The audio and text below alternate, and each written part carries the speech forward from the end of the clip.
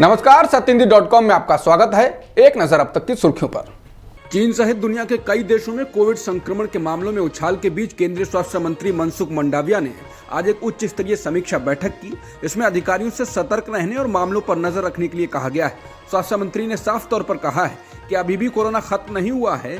बैठक के बाद मंडाविया ने ट्वीट कर कहा, कुछ देशों में कोरोना के बढ़ते मामलों को देखते हुए आज विशेषज्ञों और अधिकारियों के साथ स्थिति की समीक्षा की। कोविड अभी खत्म नहीं हुआ है।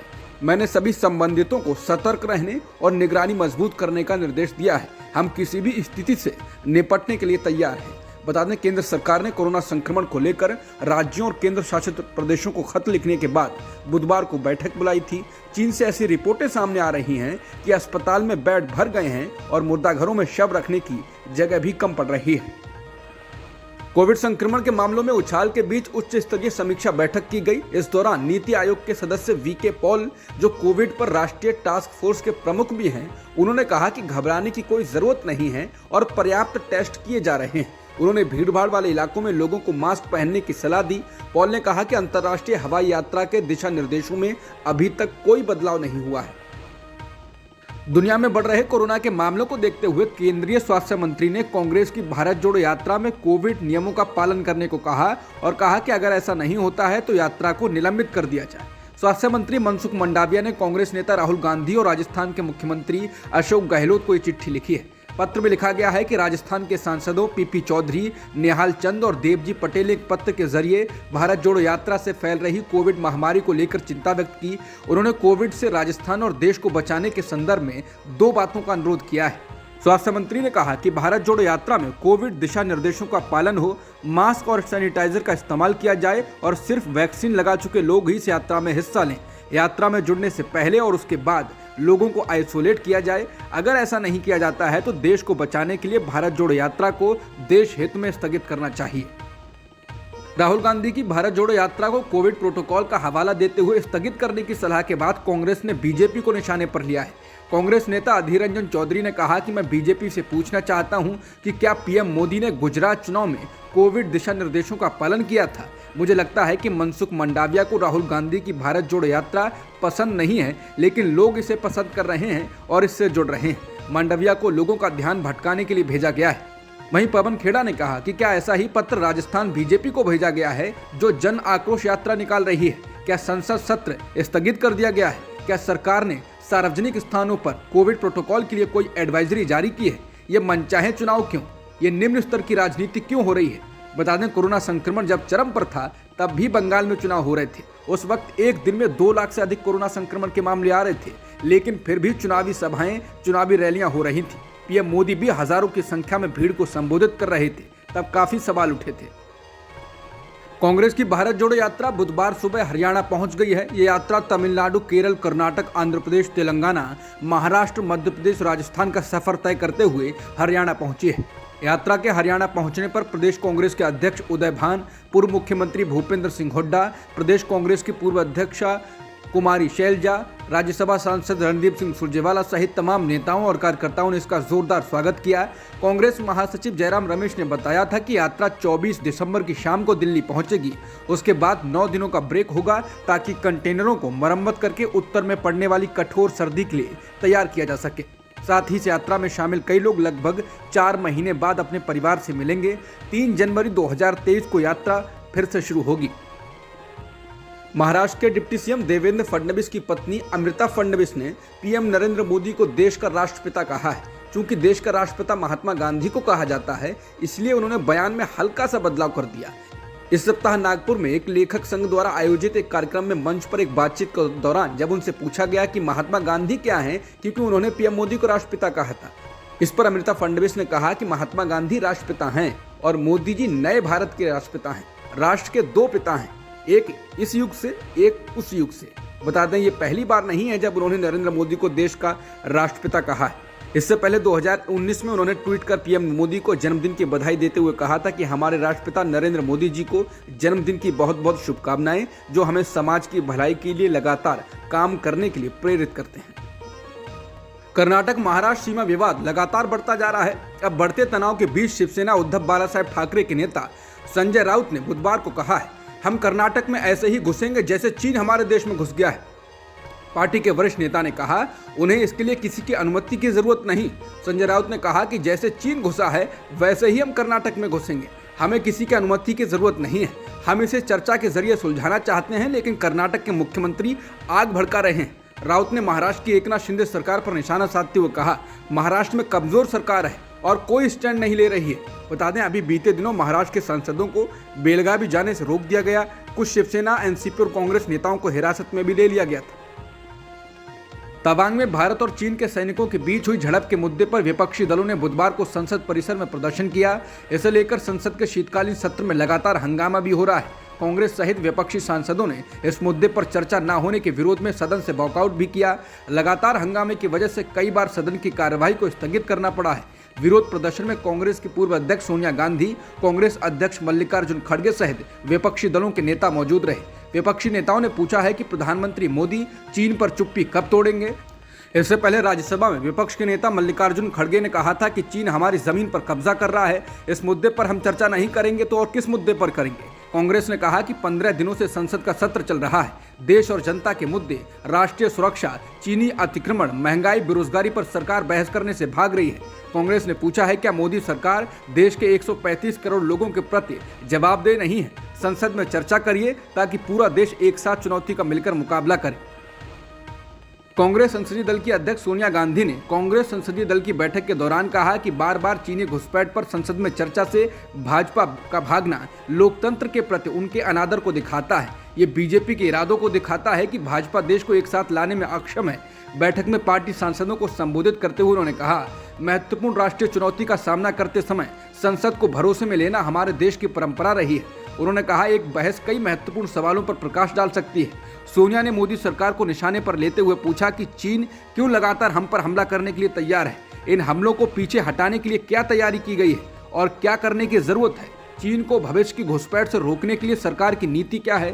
सोनिया ने चीन के साथ व्यापार घाटे का जिक्र करते हुए कहा, ये देखते हुए कि चीन के साथ हमारा एक गंभीर व्यापार घाटा है, हम जितना निर्यात करते हैं उससे कहीं अधिक उससे आयात करते हैं, इसको देखते हुए चीन की सैन्य दुश्मनी के लिए कोई आर्थिक प्रतिक्रिया क्यों नहीं है? वैश्विक समुदाय के लिए सरकार की कूटनीतिक पहुंच क्या है?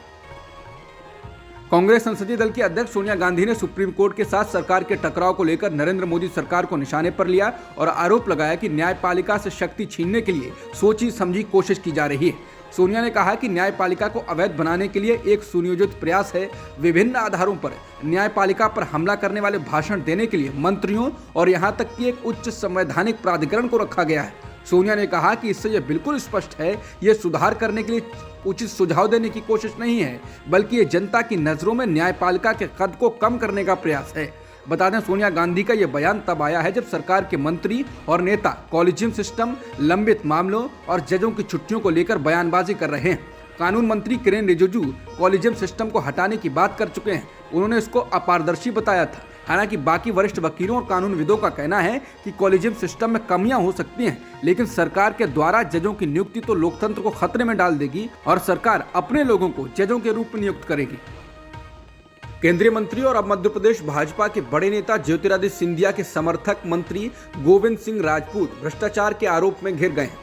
मध्य प्रदेश की शिवराज सिंह चौहान सरकार में राजस्व और परिवहन महकमे के मंत्री राजपूत को 58 साल की उम्र में ससुराल पक्ष से 50 एकड़ जमीन दान में मिली है।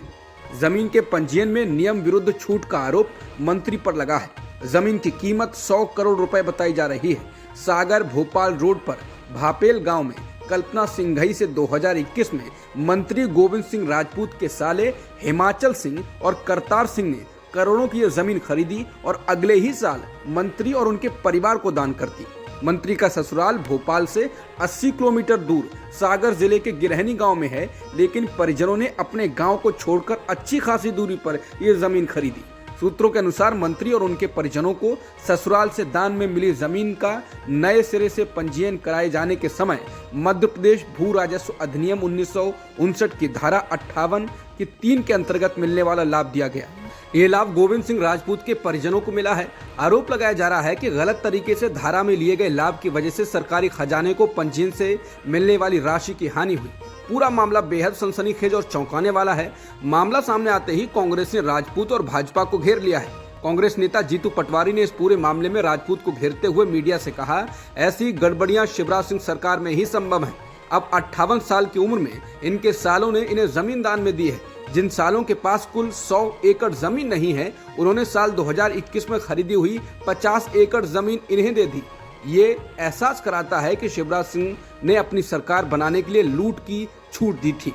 उधर कमलनाथ सरकार में मंत्री रहे कांग्रेस के वरिष्ठ विधायक पीसी शर्मा सवाल उठाते हुए कह रहे हैं, ये अवैध दहेज जैसा मामला है। जो जमीन दान में दी गई है वो रजिस्ट्री से पहले असिंचित थी, बाद में सिंचित हो गई। ये घपला है। इस घपले के जरिए राजस्व विभाग को नुकसान पहुंचाया गया। इस घपले की उच्च स्तरीय जांच होनी चाहिए।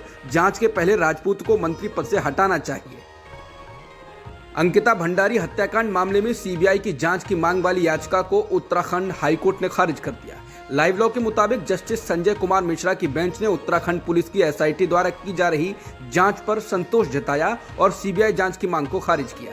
बता दें, 19 वर्षीय अंकिता भंडारी की कथित तौर पर सितंबर 2022 में एक पूर्व भाजपा नेता के बेटे पुलकित आर्य और उसके 2 सहयोगियों द्वारा हत्या कर दी गई थी। पुलकित पूर्व भाजपा नेता का बेटा है। हत्या का जो कारण बताया गया कि अंकिता भंडारी ने किसी वीआईपी मेहमान को कथित विशेष सेवाएं देने से इनकार किया। हत्या के बाद रिसोर्ट पर बुलडोजर चला दिया गया, जिस पर अंकिता के पिता ने आरोप लगाया था कि सबूतों को इसके जरिए मिटा दिया गया। याचिका में भी दावा किया गया है कि भाजपा विधायक रेणु बिष्ट ने उस रिसोर्ट को गिराने का आदेश दिया था जहां अंकिता भंडारी काम करती थी।